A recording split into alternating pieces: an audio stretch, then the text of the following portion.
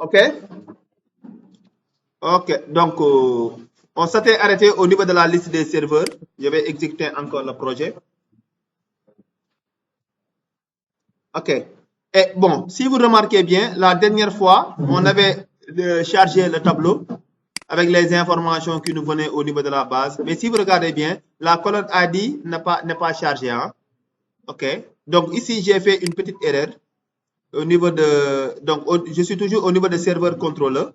Si vous remarquez bien, je vous avais dit que lorsque vous récupérez les informations qui se trouvent au niveau de la base, il va falloir que vous les formatez. Vous les mettez dans un objet serveur pour pouvoir l'ajouter au niveau de la liste. Mais les informations qui viennent au niveau de la base, ce que vous écrivez ici, c'est exactement la même chose que ce que vous avez écrit au niveau de la base, les colonnes. Donc, si je mets ID serveur, ça ne vient pas parce qu'au niveau de la base, j'avais mis IDS. Par contre, maintenant, pour charger maintenant le tableau, ici, maintenant, il y a un petit souci. Ici, pourquoi maintenant ID ne vient pas? Parce que tout simplement, ici, quand vous mettez maintenant cette instruction-là, si vous regardez bien, nous permet seulement de charger la colonne ID du tableau. Mais là, il faut mettre maintenant le nom de l'attribut, pas de la colonne au niveau de la table. Attribut, regarde, serveur est là. Dans la classe serveur, si vous regardez bien, ID, je l'ai nommé ID.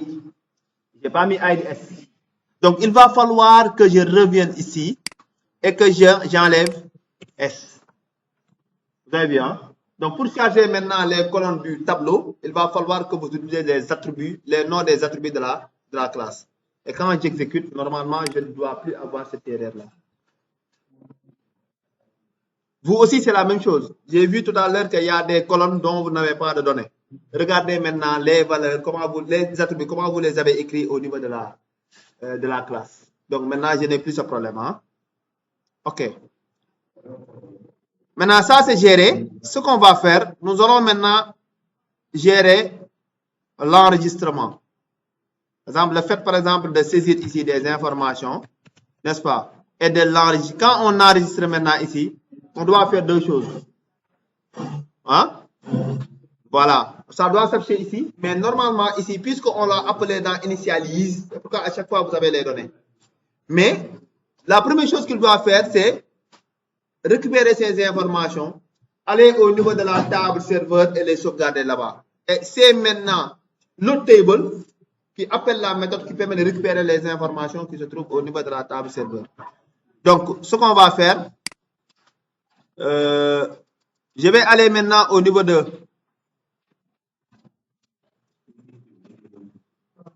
Je vais aller au niveau de Scene Builder.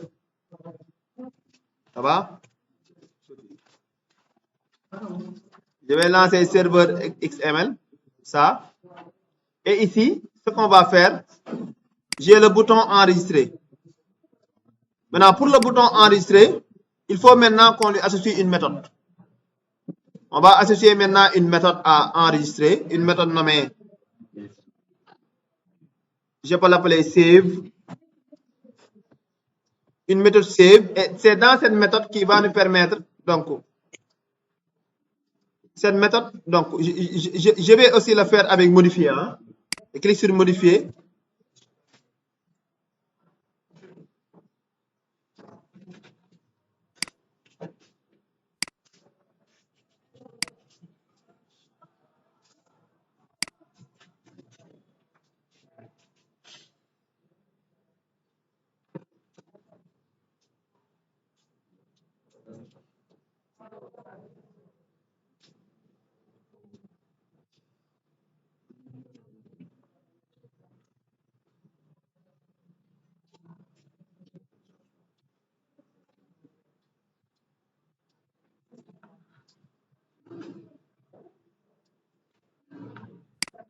Ok, c'est bon. Donc, enregistrer, je lui vais associer maintenant une méthode nommée save.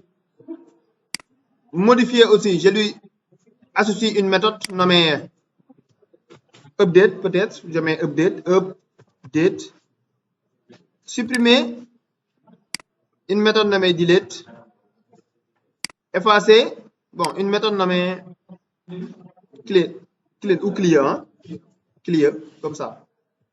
N'est-ce pas? Et je vais venir au niveau de View, tout à fait en bas ici, et je vais sélectionner les méthodes que je viens juste d'ajouter. Ce sont ces 4 méthodes. Hein? Ces méthodes seulement. Et je les colle au niveau de mon contrôleur, ici. Et là, je vais importer la classe Event. Merci beaucoup. Comme ça. On y va maintenant au niveau de Save. C'est bon, les gars? OK. S'il vous plaît, Yamar.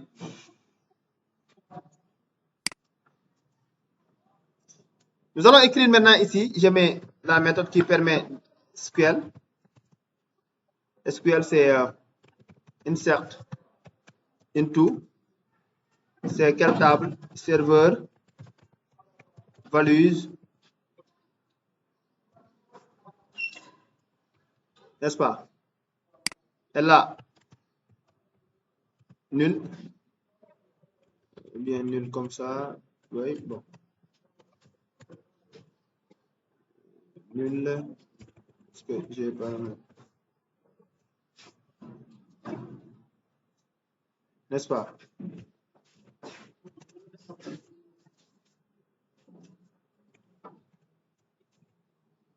Un serveur a un ID. Bon, l'ID, je le mets en nul. Hein, parce qu'on l'a mis en auto-incrément. Ah, d'accord. Donc, je mets ici. Vous vous rappelez des requêtes préparées. Ici, maintenant, c'est le premier point d'interrogation sera maintenant le nom du serveur. Le deuxième point d'interrogation sera l'adresse IP du serveur. Et le troisième point d'interrogation sera le port du serveur. Et ici, je mets try catch. Catch. Je mets ici SQL, puisque c'est un. Ça peut être maintenant une exception SQL, côté base de données.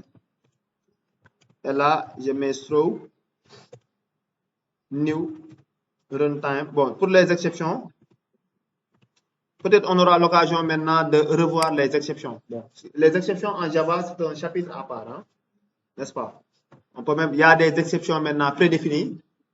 Vous aussi, vous pouvez définir vos propres exceptions à partir maintenant des classes d'exception ou des interfaces déjà existantes.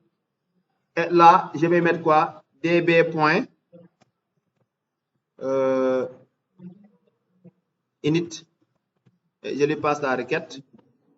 Et après, ce qui suit, c'est le passage de paramètres. Par exemple, à chaque fois dans une requête, vous avez des points d'interrogation. Il faut faire maintenant ce qu'on appelle le passage de valeur. Passage de valeur. Cela veut dire quoi? Ces points d'interrogation, il faut que vous leur donnez des valeurs. Mais ces points d'interrogation nous viennent d'où? Quand je mets db.getPSTM, le premier point d'interrogation maintenant, c'est une chaîne de caractères. Donc, je mets ici 1, virgule. Mais quelle chaîne de caractères? C'est non. N'est-ce pas? Et non ici est nommé comment? C'est non TFD point getText. Ça veut dire quoi? Tu me récupères la valeur saisie au niveau du champ non et tu me le passes au premier point d'interrogation. Et je vais dupliquer ça. Je mets ici. Pour le deuxième, c'est une chaîne de caractères aussi. C'est adresse TFD. N'est-ce pas? Pour le troisième maintenant, c'est un entier, le port. Et ici, je mets 3. Et là, on met quoi? C'est, comment dirais-je?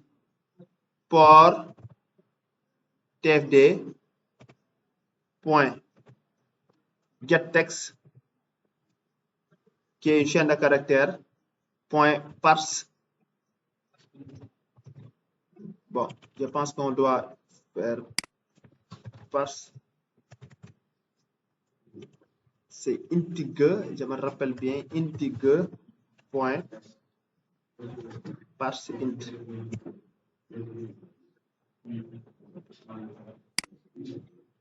Voilà, ça se passe comme ça. OK, suivez les gars. Vous savez que le port est un entier. Le port est un entier. Vous avez vu que le port est un entier. Mais il se trouve que je vous avais dit qu'au niveau du champ de saisie, à chaque fois que vous saisissez, pour récupérer, vous récupérez une chaîne de caractères. Même si, par exemple, vous saisissez 2, 2 sera comme une chaîne de caractères. Alors qu'au niveau du port, le port est un entier. Donc, même si je récupère 2, il va falloir que je fasse une conversion pour que 2 qui est une chaîne soit un entier. En utilisant maintenant la classe integer, et dans la classe, nous avons défini une méthode nommée parseInt. ParseInt est une méthode qui permet de faire la conversion d'une chaîne de caractères composée exclusivement que de chiffres en un entier. Faites très attention, les gars. J'ai bien dit une chaîne constituée exclusivement que de numérique. Si vous mettez maintenant integer, point parseInt de ça, il retourne en tant qu'entier. C'est bon, les gars? OK. Maintenant, quand j'ai fini de faire le passage de valeur, je vais exécuter maintenant la requête. Donc, je peux mettre ici int OK qui reçoit db.execute mange qui est là. D'accord. Quand j'ai fini ici, je peux aussi fermer la requête, comment dirais-je, close, fermer la connexion. N'est-ce pas? Et ça, regardez bien, ça c'est très simple. On a fini cette méthode-là. Save. Et save est associé à la méthode enregistrée. Et quand on clique sur la méthode enregistrée, on récupère maintenant ça. On peut même aller un peu plus loin pour vérifier maintenant est-ce que les champs ne sont pas vides. Hein? Par exemple, ça. Avant de faire ça, il faut if. Parce que ce que j'ai fait ici, quand je viens et que, bon, on le fait, on teste d'abord. On teste d'abord et après je vous dis. On va exécuter.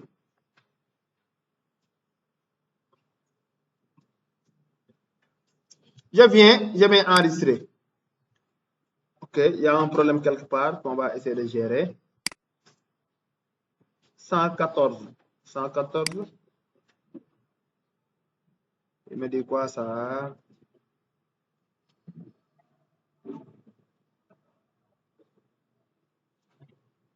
String.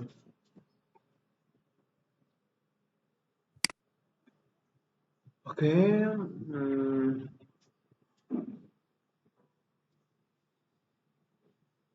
Je pense que le problème se trouve au niveau de la conversion for input. OK.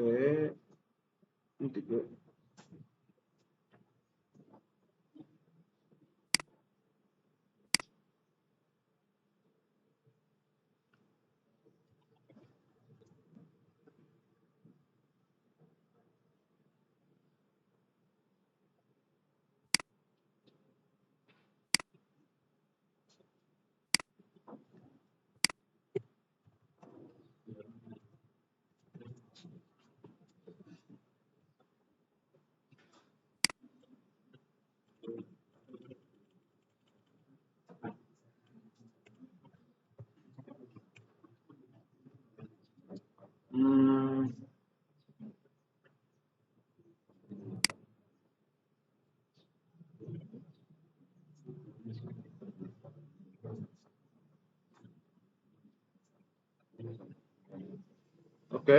Donc, d'ailleurs, c'est ça qu'il me dit quoi. Parce que ici, je viens, je mets enregistrer aussitôt, alors que port n'a rien. Alors que port est un entier. Je veux le convertir, rien, je veux le convertir en un entier. Alors que il me faut saisir au moins une. Donc, on va saisir ici. Je mets par exemple serveur Facebook 123. Là, je mets 12. OK. Il y a un autre problème qui se pose. On va essayer de gérer ça. DB connexion ligne 58.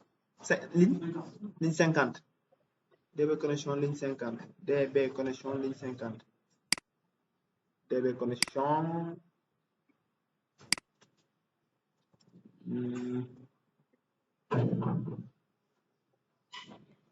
Ok. Donc, je reviens ici.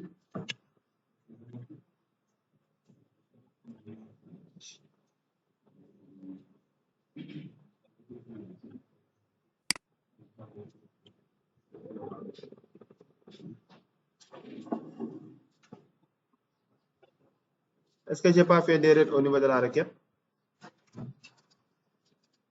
Ce nul là, est-ce que n'est pas...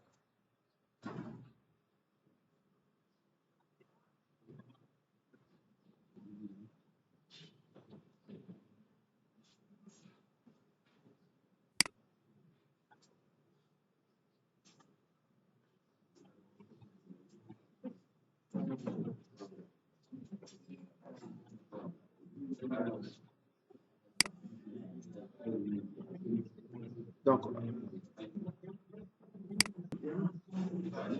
au nul.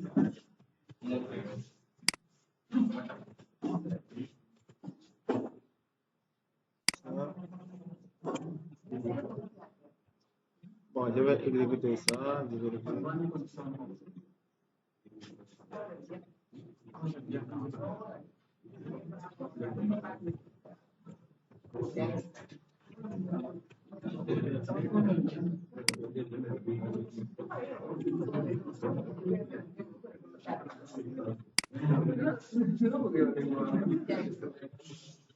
ça marche, mais ça marche, hein. Mais il se trouve que, oui, tout à l'heure, ça marche, mais le problème est que à chaque fois que j'ai fait une insertion, il va falloir que j'appelle encore la méthode qui permet de charger ce tableau pour que ça soit automatique. Tout à l'heure, j'avais ajouté Facebook, c'est venu. Mais pour Benas, même Toto, je l'ai ajouté, ça a marché, hein? Mais regardez, pour que ça soit visible au niveau de ce tableau, il va falloir que je redémarre le projet. Vous comprenez ce que je veux dire? Voilà, vous avez vu. Qu'est-ce qui va gérer ça? Nous allons par exemple ici. Après avoir exécuté la requête, on fait appel maintenant à la fonction qui permet de charger le tableau, nommé load table. Donc load table, on l'appelle ici. Et on va exécuter encore. Et c'est ça qui va permettre d'une manière automatique de faire deux choses. Ajouter au niveau de la base de données et en même temps charger ça. Donc, je prends Tata, je mets 230, enregistrer. Vous avez vu. Maintenant, c'est automatique quoi. Ok, donc c'était ça. Mais il y a un autre problème. Supposons maintenant que je voudrais... Oui. Bon, voilà, trier. Hein. N'oubliez pas, au niveau de la requête, on avait mis au de bas et non. Hein. On l'a trié dans l'ordre croissant sur le nom. C'est pourquoi même si ça vient, et aller au niveau de la base, mais d'une manière un peu rapide. L'autre table a appelé get étudiant qui a trié et a affiché. Mais c'est un peu rapide quoi. Maintenant ici, si on va ajouter un nouveau serveur, c'est à nous de venir d'effacer. Maintenant, on peut le faire de telle sorte à chaque fois que l'on exécute, on ajoute au niveau de la base donnée, on charge notre tableau et on vide les champs. Par exemple, les champs, à chaque fois qu'on insère, on enlève tout ce qu'on a écrit au niveau des champs. Et ça, pour ce faire, qu'est-ce qu'on va faire? Nous allons créer ici une méthode tout à fait en bas. Ici, je peux créer une méthode nommée vider champ ou bien clear field. Une méthode void. Je l'appelle clear field pour dire vider champ.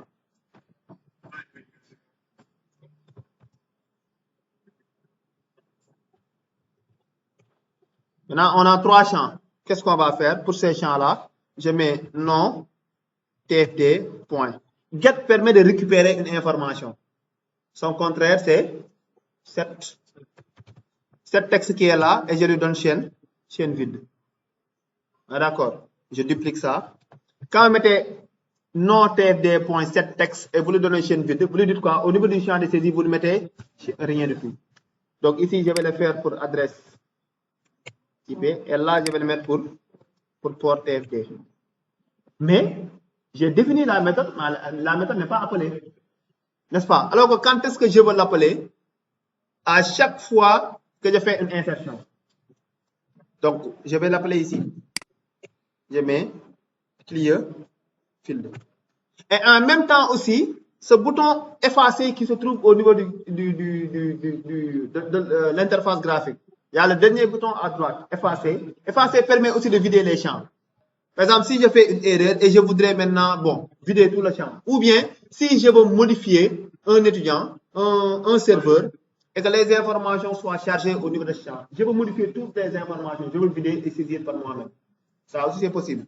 Donc, on fait appel maintenant clear field. On l'appelle aussi dans la méthode effacer, qui est où? Effacer. Clear, qui est là. Je mets clear field ici. Et on va exécuter encore.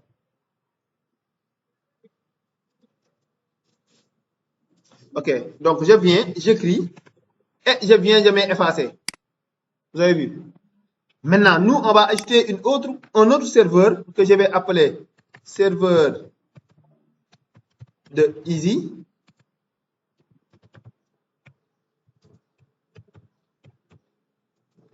Et là, je mets 235.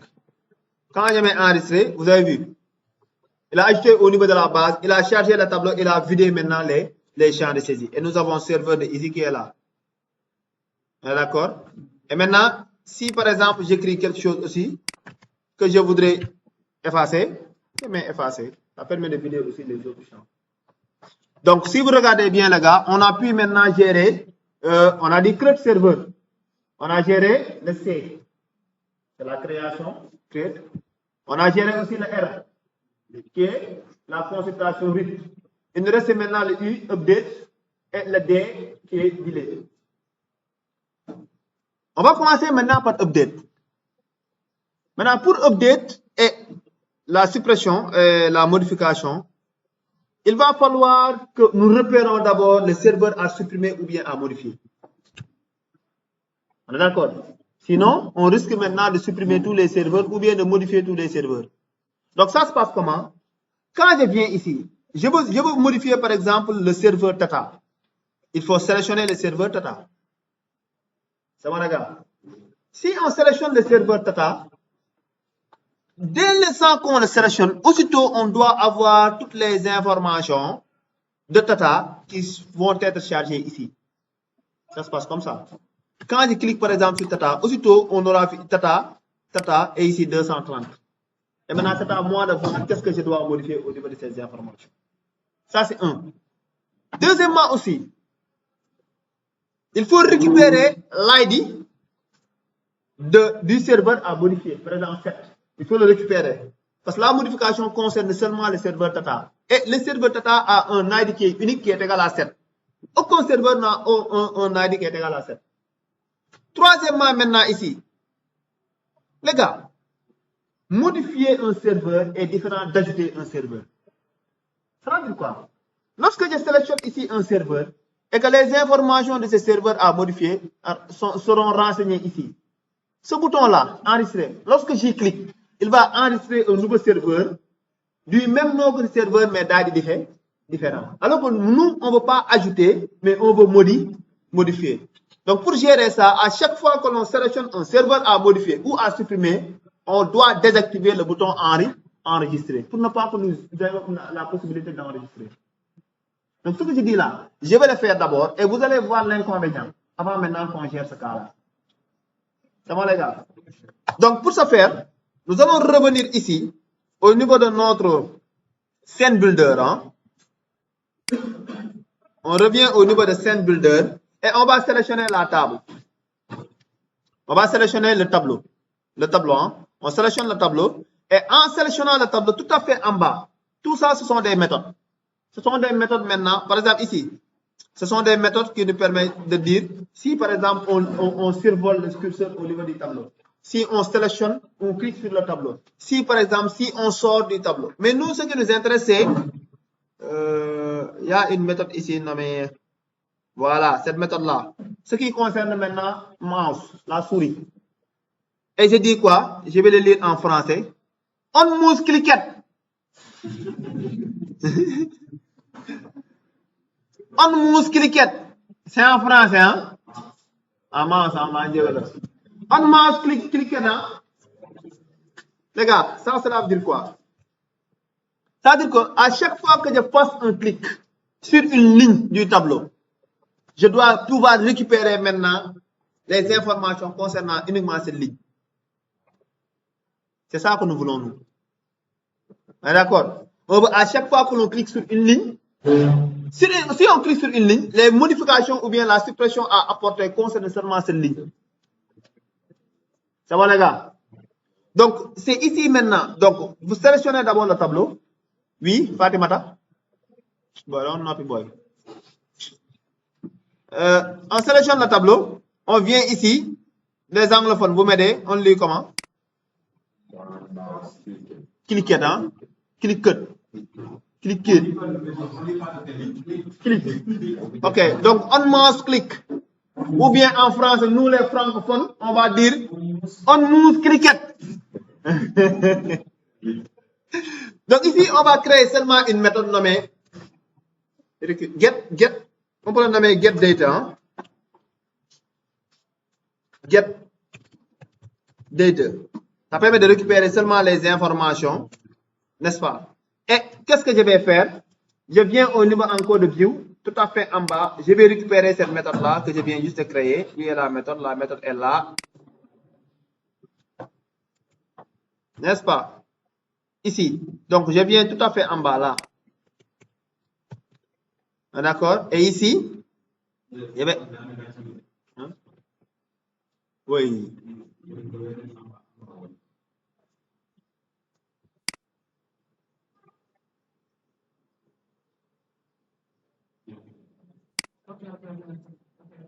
Hein? Borom commande bi. Tu vois borom commande bi? Acca! C'est commande bala.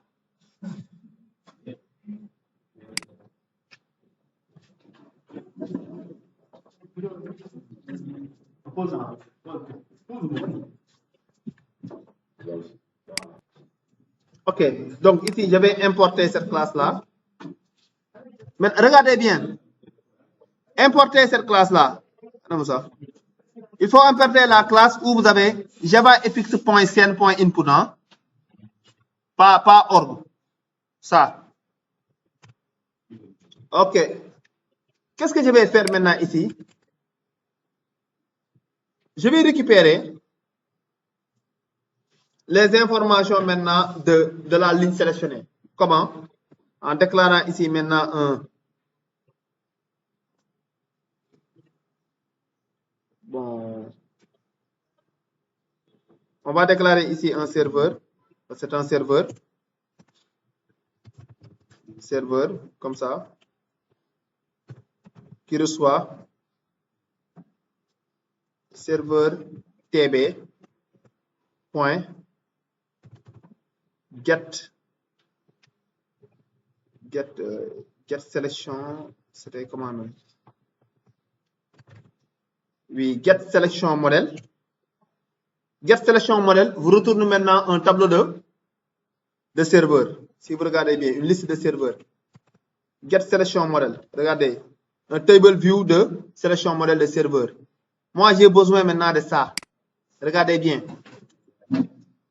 Get selection model point get selected item qui est un serveur. Je me donne ce serveur là qu'on a sélectionné ces informations. D'accord. J'ai récupéré maintenant les informations de ce serveur sélectionné. Qu'est-ce qu'on va faire? Ces informations, on va les charger maintenant au niveau de notre. Donc, par exemple, ici, je veux que quand je sélectionne ça, j'aurai maintenant Tata ici et 230 là. C'est ce que je veux. Qu'est-ce que je fais? Je vais mettre ici, comment dirais-je? Je mets la... C'est nom tfd point set x. Je donne serve point get nom. D'accord? Je vais dupliquer ça. Et nous avons adresse IP tfd. Et là, c'est get adresse IP. Ici, nous avons port tfd. Et là, nous avons get port. get port où?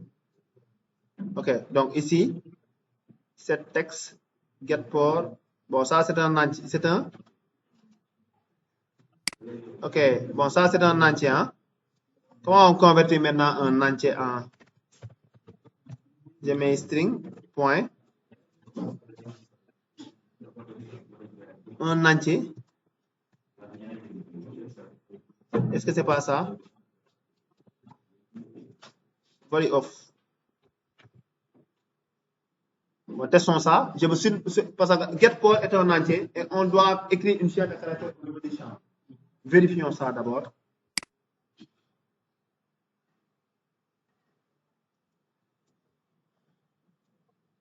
Je vais sélectionner le premier. Ok, ça marche. N'est-ce pas? Je sélectionne ici. N'est-ce pas? Vous avez vu?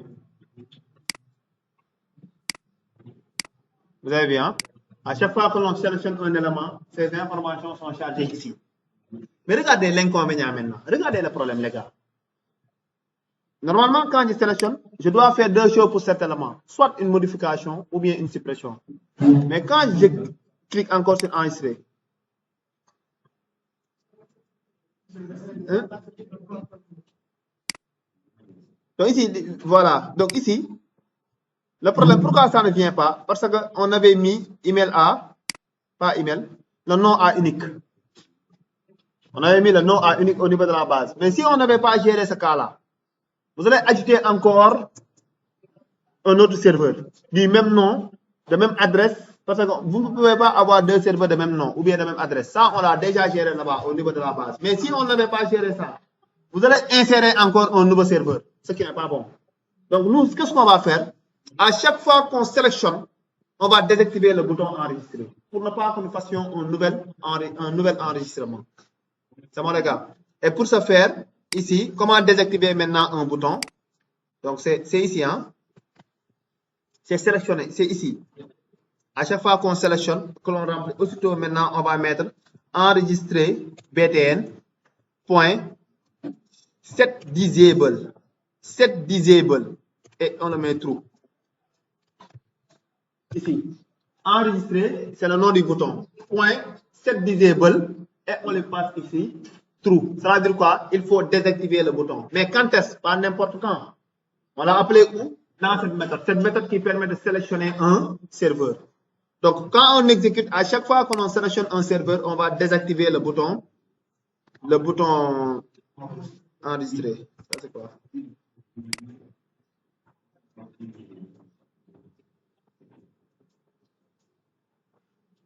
Bon. Je vais sélectionner. Donc, vous avez vu. Ce bouton, on l'a désactivé. On ne peut plus rien faire. N'est-ce pas?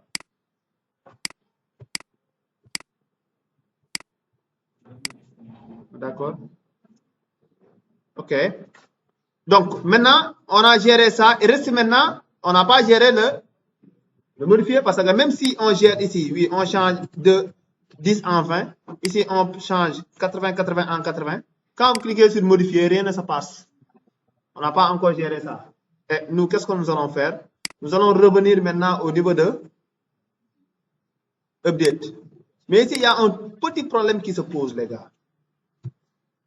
Parce que la modification concerne un ID. Mais nous n'avons pas récupéré l'ID. Même si on a récupéré ici. Parce que l'ID, ça, on l'a récupéré à partir du tableau. Mais l'ID ne se figure pas au niveau du tableau. Comment on va faire? Nous allons maintenant sortir tout à fait en haut, ici. Par exemple, on peut le faire tout à fait en haut, ici. Là, on déclare les variables. Juste après ce bouton-là. Qu'est-ce que je fais? Je vais déclarer ici une variable nommée ID serveur. Comme ça. Que j'initialise. Bon, on ne l'initialise même pas. Je le mets comme ça. C'est une variable qui ne fait pas partie de l'objet serveur. Qu'est-ce que je fais? Au moment maintenant où je récupère l'information, je récupère directement l'ID. Parce que ici, on m'a retourné le serveur qui me vient au niveau de la base. Ça, j'ai le serveur ici.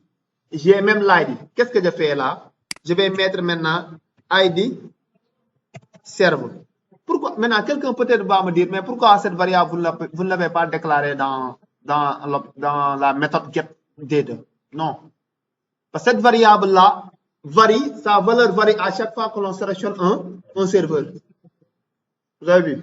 Donc, on le déclare en haut. À chaque fois qu'on appelle maintenant cette méthode, cela veut dire quoi? Il y a un serveur qui est sélectionné. Et son ID va être affecté à ID serveur. Comment? En mettant server.get ID. Comme ça. Et encore plus, si vous définissez la variable dans cette méthode, cette variable sera inaccessible en dehors de la méthode. Alors qu'on a besoin de ID serveur au niveau de la modification. Vous avez vu? Donc maintenant, ID serveur, si c'est égal à 7, je l'ai déclaré en haut, donc est égal à 7. Et j'aurai besoin de ID serveur au niveau de update ici. Donc je mets quoi? Je vais mettre ici la variable qui me, la requête qui me permet de, ici, string, je mets quoi? SQL, je mets la requête. Bon, en EGBD, on n'a pas encore vu ces requêtes, hein? Update. Ça permet de modifier, hein? Update serveur 7. Ici, on peut modifier le nom. On peut modifier. On a mis quoi là-bas? Nom, prénom. Nom ADIP port, hein?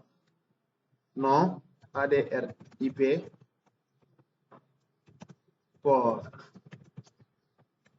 Where IDS. Voilà ça. N'est-ce pas? Donc ça, c'est la requête. Et encore, try catch. Donc, je peux même, par exemple, copier le contenu, ça. Je peux copier tout ça, parce que c'est pratiquement la même chose. Hein? Je copie ça. Je colle. Et ici, je mets quoi? Le premier, c'est nom. Ça ne change pas. Le deuxième, c'est adresse IP. Le troisième, c'est port. Mais le troisième, c'est là. Mais le quatrième, parce que nous avons ça, qui est ID serveur qu'on a récupéré tout à l'heure. N'est-ce pas? Donc ici, je mets 4. Et ici, je mets ID serveur. Et ça, on peut faire aussi la même chose, hein? Clear, ainsi de suite. OK. Et ça, nous avons. Bon, pour cette requête-là, on va y revenir en cours de GBD, hein? Inch'Allah. Donc, ça permet de modifier une information ou bien des informations. Je clique ici.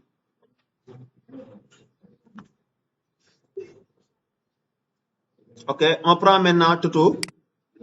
Pour Toto, maintenant, ici, on met serveur de free. C'est 100.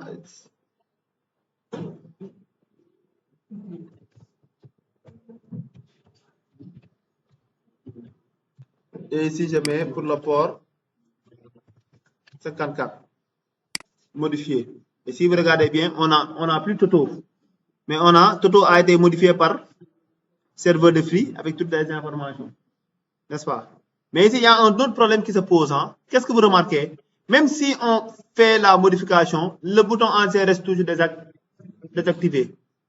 Donc, qu'est-ce qu'il va faire? Il faut réactiver après modification. En faisant quoi?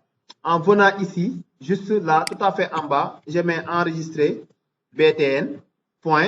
Set disable. On lui donne quoi? False. Merci beaucoup, les gars. Et ça va nous permettre, après modification, on peut activer maintenant le bouton enregistrer. Et là, ce qu'on va faire, nous allons encore tenter de modifier ça. Je vais changer seulement son port en 200. Et je mets enregistrer. Aussitôt, maintenant, le bouton est réactivé. Donc, oui, on a changé le port. Donc, ça commence à se former là. Il reste maintenant quoi? On peut même aller un peu plus loin. On peut même utiliser ici. Donc, on passe à la suppression d'abord. Et si vous regardez bien, ID serveur là où on l'a déclaré est très important parce qu'on aura besoin de ID serveur au niveau de la méthode supprimer aussi. Et ici, pour la méthode supprimer, c'est très facile. Hein? Donc, la méthode supprimer, je peux copier même le contenu de la méthode update. Donc, je vous avais dit que cette partie-là a beaucoup de fonctionnalités, mais c'est très facile, très rapide. Donc, où est delete est là. Je colle. Ici, je mets delete, c'est delete from serveur where ID S égale à ça. Et nous, qu'est-ce que nous allons faire? Nous allons enlever tout ça. Ici, on a un seul paramètre qui est 1, ID serve, et ici, c'est la même chose, hein? N'est-ce pas? Parce que pour supprimer, il faut sélectionner le serveur à supprimer d'abord.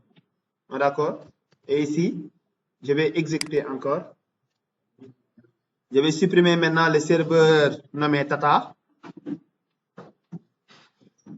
Par exemple, je sélectionne ça et je vais le supprimer. Et aussitôt, si vous regardez bien, j'ai vidé ça et le serveur ne se trouve plus ici.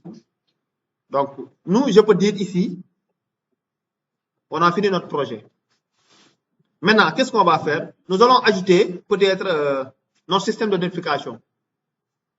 Par exemple, si on insère un serveur, on appelle success, insertion réussie, ces trucs-là. Donc, et pour ce faire, nous allons venir au niveau d'abord de la première méthode, c'est méthode save. Et tout à fait ici, on met outil, non pas outil, c'est notification point success, notif success. Ici, on va mettre par exemple succès.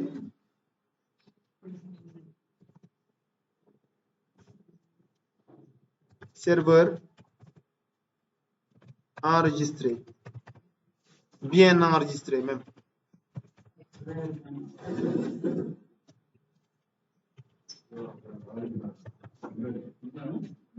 N'est-ce pas? Je vais copier ça. Je viens maintenant au niveau de update, ici. Au niveau de update, je vais mettre là, serveur serveur modifié. Voilà, bien modifié. Je mets bien modifié. Et l'autre, je mets bien supprimé. Bon, j'enlève les biens. J'enlève les biens. Je vais aller, je vais faire simple. Là.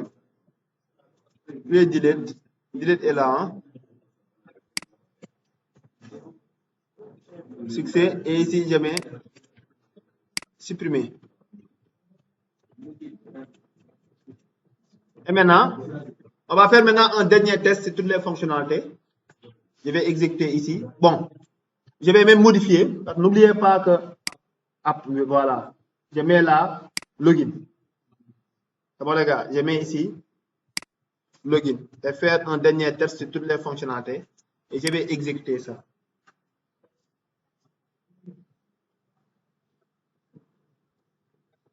OK. Donc, normalement, on doit avoir notre page de connexion. On avait quoi? Tata, je pense. Hein? Bon, je reviens ici. Voilà. Je pense qu'on... Bon, je prends par exemple cet utilisateur-là. Toto. gmail.com. Passé. Toto. Donc, OK. Connexion réussie. Je suis là. Je vais insérer maintenant un serveur nommé. C'est pas un serveur de monsieur Lai, hein? De monsieur Lai, oui. Monsieur Lai, oui. Non, non, non. Ça vient au niveau de la base, hein? Oui. Non, non, non, c'est pas le moment. Je n'ai pas oublié. Je n'ai pas oublié, ce n'est pas le moment. Hein? Et si je vous dis que c'est vous qui allez faire ça pour moi? Ah, en tout cas, ce n'est pas le moment. Ouais, alors, je m'intéresse parce que moi, on gagne, quoi. T'inquiète, je vais vous montrer ça. C'est juste une commande à exécuter. Hein.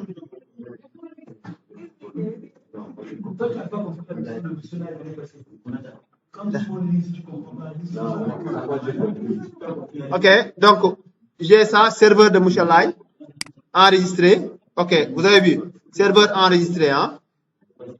Et pour aller même un peu plus loin, vous pouvez même ajouter des variables au niveau de votre système de notification. Par exemple, le serveur que vous venez de créer, vous pouvez même mettre le serveur de Mouchalai a été bien enregistré. Il suffit juste maintenant au niveau du message de concaténer maintenant là la variable. Ça aussi, vous pouvez faire ça. Hein. Ok, bon, je vais supprimer le serveur Samba. Je sélectionne d'abord le serveur Samba et bon, je le modifie d'abord. Au lieu de Samba, je mets hein, serveur de Yamar Bëgg Xaalis. kon jàngal bu baax de bëgg xaalis moom boo ko defee da ngay jàng bu baax góor faam